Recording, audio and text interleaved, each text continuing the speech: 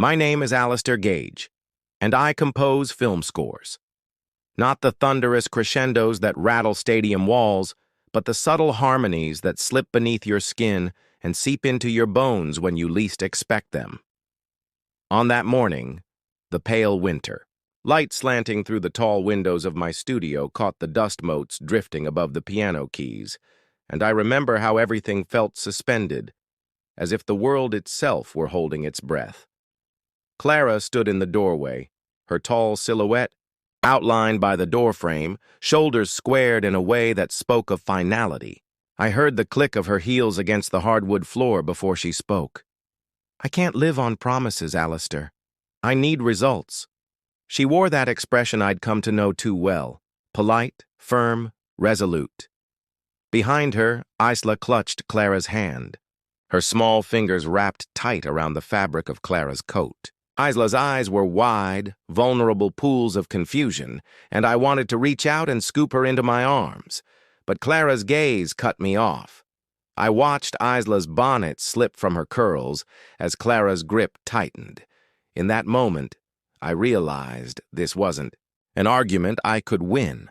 Clara had already decided that my dream, composing honorable, meaningful music, wasn't enough to support the life she envisioned. A life defined by upward mobility, corner offices at Sterling Bank, and the steady hum of recognition.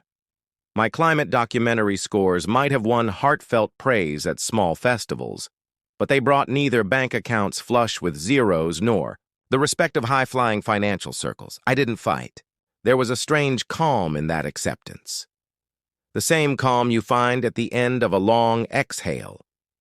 Instead of standing my ground, I stepped aside, offering Clara and Isla the path she wanted, clear and unobstructed.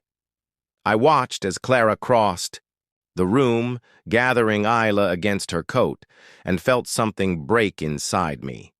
Not resentment or rage, but grief so sharp I tasted copper. She turned back once, her face impassive. "I'll take care of her," she said. Then they were gone. Their footsteps dwindling down the hall until the only sound left was the echo of Clara's words and the soft tap of my heart beating in my chest. I stood alone in the middle of my studio, surrounded by the instruments that had been my refuge. Organ pipes mounted on the wall, a collection of vintage synthesizers, and the grand piano, whose keys I knew by memory. The silence pressed in on me. I ran a hand through my hair and came to the piano, lowering myself onto the bench. My fingertips hovered over the ivory keys and I played a single chord, a low, resonant minor third that trembled through the air. It felt like the beginning of a requiem. I needed to record something, anything, to anchor myself to the moment. So I began to compose, a series of slow, melancholy motifs, punctuated by sudden surges of hope. The emotional paradox of heartbreak. As the melody unfolded, I remembered how Clara and I used to talk about our futures. She saw herself in glass towers, drafting financial strategies and leaving her mark on corporate balance sheets. I saw myself, beside her sometimes, scoring her triumphs. But I never imagined that my success would hinge on gold-plated spreadsheets. Composing was my truth and honesty. I couldn't monetize it the way Clara wanted. The irony stung. I had given my all to create beauty for other people's stories, yet I failed to write a reassuring narrative for the life I shared with Clara. But as the chords flowed, I felt a flicker of something else. Resolve. I would keep composing, because that was what I knew. The hours slipped by unnoticed. I lost track of time as I layered strings beneath piano, wove in subtle woodwinds, and let a solo cello carry the heart of the piece. When the final note faded, the clock on the wall read past midnight, and the city lights outside glowed like distant constellations. In that moment, I realized two things. First, that I was exhausted, bone-tired from the emotional weight of the day, and second, that I felt strangely alive. Clara might have taken our home, our shared life, and the stable facade she'd built around us. But she couldn't take away my music. My compositions were mine alone, the product of years spent listening to the hush before dawn and translating it into sound. I saved the score under a new file name, Opus for Loss. The title felt too grandiose, but it held the truth of my emotions better than any words I could speak. I leaned back in my chair and closed my eyes, listening to the silence that had returned. In that quiet, I heard Isla's laughter from years ago, the sound of her tiny fingers tapping piano keys beside mine.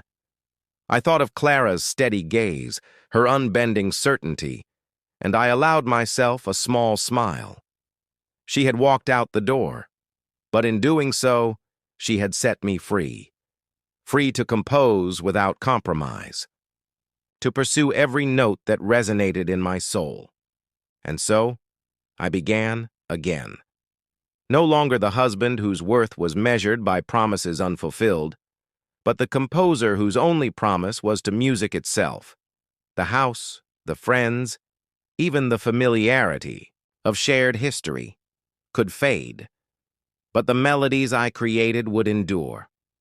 I stood and stretched, then walked to the window and looked out at the city that never truly sleeps. Somewhere out there, people listened to my work without knowing my name, allowing my music to become the soundtrack of their own moments, quiet and profound. Clara's departure hurt me more than I cared to admit, but as the night settled around me, I felt something else stir. Hope. Like a single note suspended in the air, waiting to blossom into a symphony.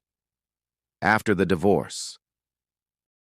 Of the quartet, underscoring her carefully curated confidence, I watched Isla's hand tighten around mine before the ceremony began.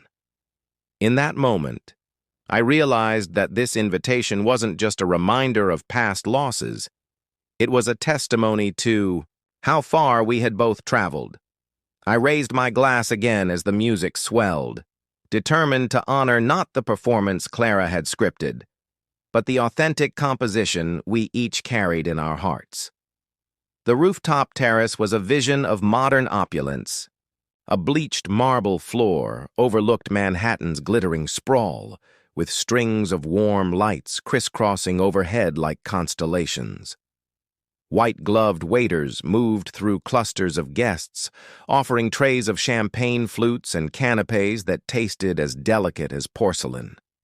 Imported orchids in blush and ivory cascaded from low tables, their petals so flawless they seemed sculpted. A gentle breeze carried the distant hum of traffic